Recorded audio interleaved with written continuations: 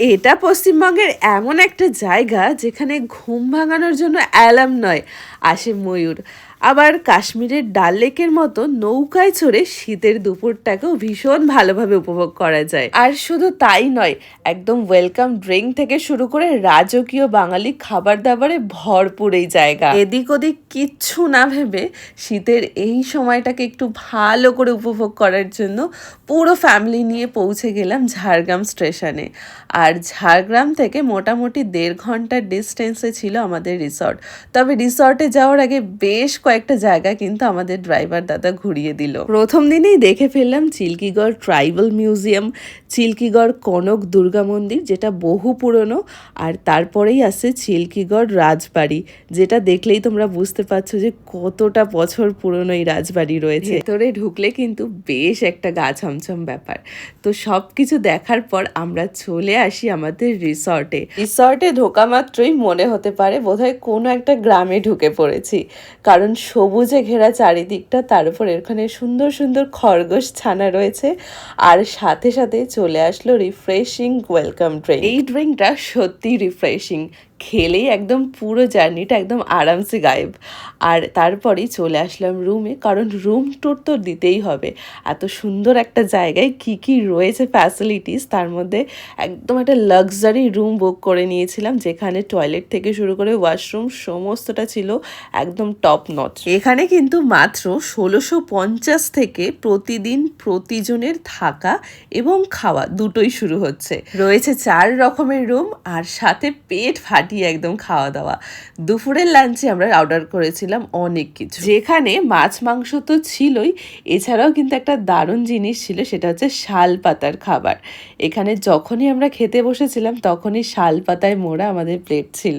এত এত এত খাবার যে আমাদের খেতে খেতেই দুপুর পেরিয়ে একদম বিকেল হয়ে গেছে।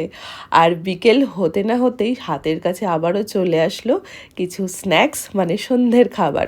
সন্ধ্যের খাবারে আমরা অর্ডার করে দিয়েছিলাম বেশ কয়েকটা আইটেম, তার মধ্যে চিকেন পকোড়া, ফিশ ফিঙ্গার এবং সাথে ছিল চা এবং কফি। সন্ধ্যের খাবার মিটতে না মিটতেই চলে আসলো রাতের খাবার। এখানে একটা জিনিস বেশ ভালো, সেটা হচ্ছে তোমার যাই খেতে ইচ্ছা করুক না কেন, তুমি শুধু ওদের একবার বললেই ওরা কিন্তু কখনো তোমাকে না বলবে না। আর রাতটা কাটলো এই খাওয়া দাওয়া করেই। পরের দিন সকাল সকালই কিন্তু বেরিয়ে পড়েছিলাম ময়ূর দেখার জন্য। বাঁকুড়ার এই ঝিলিমিলি জায়গাটা কিন্তু বাঁকুড়ার মধ্যে বেশ একটা হিডেন জেম, মানে খুব একটা মানুষের কিন্তু নজরে আসে না। আর পরের দিন সকাল সকাল ময়ূর দেখার পর আমাদের কথা ছিল ঘুরতে নিয়ে যাওয়ার, মানে রিসর্ট থেকেই কিন্তু আমাদের পুরো ব্যবস্থা করে দিয়েছিল। আর সকাল সকাল এত কিছু ব্রেকফাস্ট সেরে কোনটা খাবো না সেটা সত্যিই বলা মুশকিল। সেরে আমরা বেরিয়ে পড়লাম ঘুরতে যাওয়ার জন্য। এই যে সেই জায়গাটা যেখানে একটা কাশ্মীরি ফিল দেবে। মনে আছে তোমাদের ডাল লেকের কথা? ডাল লেকে ঠিক যেমনটা আমি দেখেছিলাম মুভিতে বা কোনো ভিডিওতে, ঠিক তেমনই আমার মনে হয়েছিল যে এই জায়গাটাও কিছুটা ওটারই মতনই। অরণ্য অবকাশে এটা ছিল আমাদের দ্বিতীয় দিন। আর দ্বিতীয় দিনে কিন্তু আমাদের বেশ কয়েকটা জায়গা ঘুরিয়ে ঘুরিয়ে দেখানো হয়েছে। তার মধ্যে থেকে আমি নিজে একটা জায়গা খুঁজে বার করেছি, সেটা হচ্ছে এই যে লেবু, মানে কমলা লেবুর বাগান। এটা ঠিক বাগান নয়, এটা ছিল একটা বাড়ির গাছ। আর দেখো, যাদের বাড়ির গাছ সে আমাকে চেনার সাথে সাথেই একটা লেবু হাতেও ছিঁড়ে দিয়েছে। আমি যে এটা পেয়ে কি খুশি হয়েছি। আর ও তো সেই দৌড়ে গেল ফোন আনতে, কারণ ও আমার সাথে একটা ফটো তুলবে।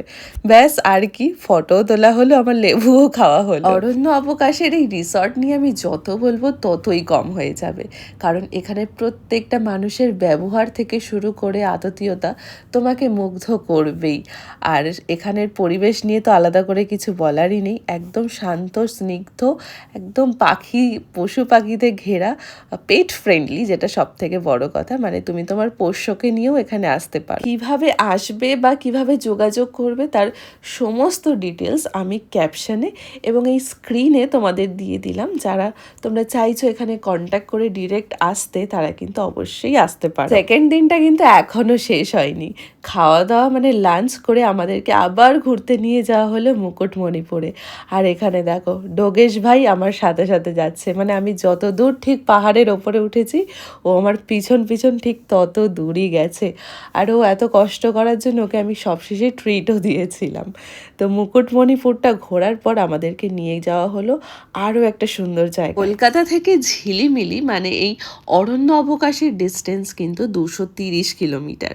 বা যারা কলকাতা থেকে একদম গাড়ি নিয়ে আসতে চাও তাদের খড়গপুর, চৌরঙ্গী, লোধাশুলি ফরেস্ট, ঝাড়গ্রামের ওপর দিয়ে ঝিলিমিলি আসতে হবে। বা যদি কেউ তোমরা আমার মতো ট্রেনে আসতে চাও তাহলে কিন্তু তোমাদেরকে চলে যেতে হবে হাওড়া স্টেশন থেকে একদম ঝাড়গ্রাম স্টেশনে।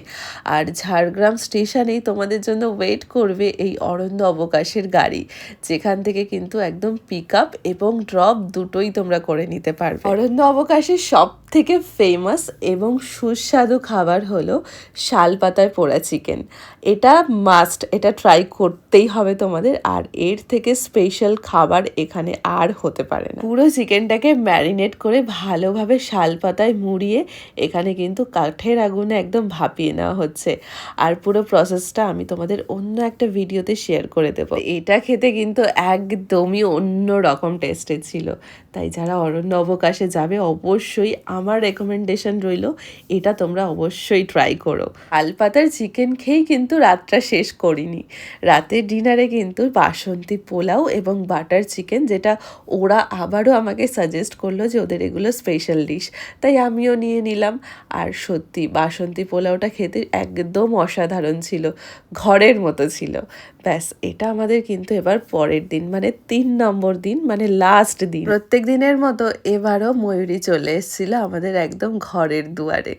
আর কেন জানি না এই দিনটা একটু মন খারাপ হচ্ছিল, কারণ এত মিলেমিশে গেছিলাম প্রত্যেকটা পশু পাখি সবার সাথে, যে মনে হচ্ছিল না যে এটা লাস্ট দিন ওদেরকে ছেড়ে চলে যেতে হবে।